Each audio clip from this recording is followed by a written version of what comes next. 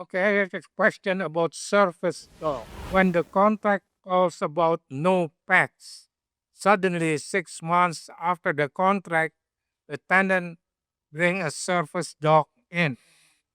Do I need to finalize the contract and just take him out, or what's the story here? You say surface dog, you cannot do anything. Let's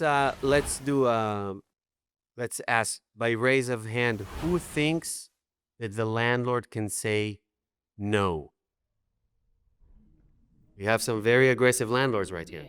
Yeah, I get because years ago, when it first started about the emotional support dog, I called the DC to get information, and I was told that the dog has to be registered. There's a certain procedure in place to accept the emotional support animal, but you can't just say no.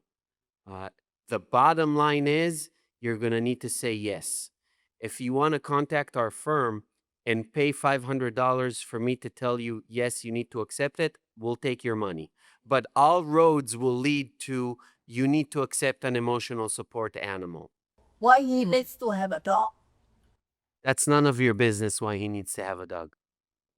You will need to have proof. They just need to tell you. They need to have a letter, but that letter doesn't need to say what's the reason. And I don't recommend that if you're not familiar with the process, I don't recommend that you handle it on your own because that's a slam dunk case against the landlord for violation of fair housing. So contact us or whoever your attorney is and ask them to help you at least once so that you see what's the proper way to handle this. You can't be very invasive with them at all. If they send you a letter from a certain professional that says X is my patient and they have an emotional support animal, there's basically no way for you to question this. So you can ask. You can ask for that, but if it's the first time that you're doing it, I would ask for you to have an attorney ask for it because you don't want to make the uh, perception that you're demanding something that if they don't give you specifically, you're going to evict them or not allow it, because that alone can be a violation. So you would just bring in a dog. Your insurance won't, our insurance will not accept the shepherd, let alone the pit bull. If they have an emotional support relating paperwork, then yes. And they can have that type of dog. You need to consider your risks, right? At the end of the day, you're the landlord, right? If you allow the pit bull, there's a risk.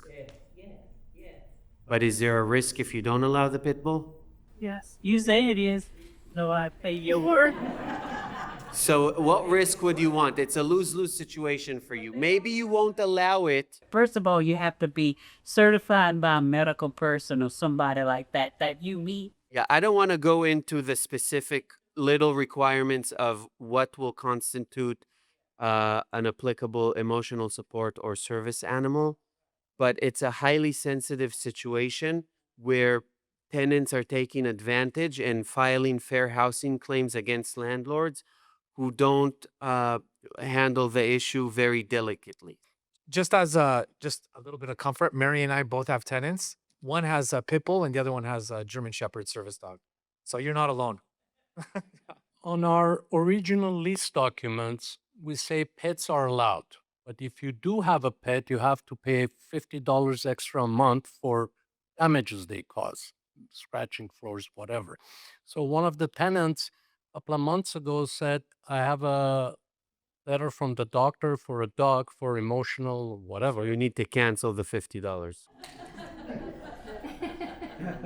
I'm not a mind reader, but you're not the first person thinking about But this question. emotional assistance or not, the dog still damages. But on the original lease, If they damage it, then you can sue them in small claims court. You can have it as part of the security deposit itemization. It has nothing to do with the $50 a month that you need to waive.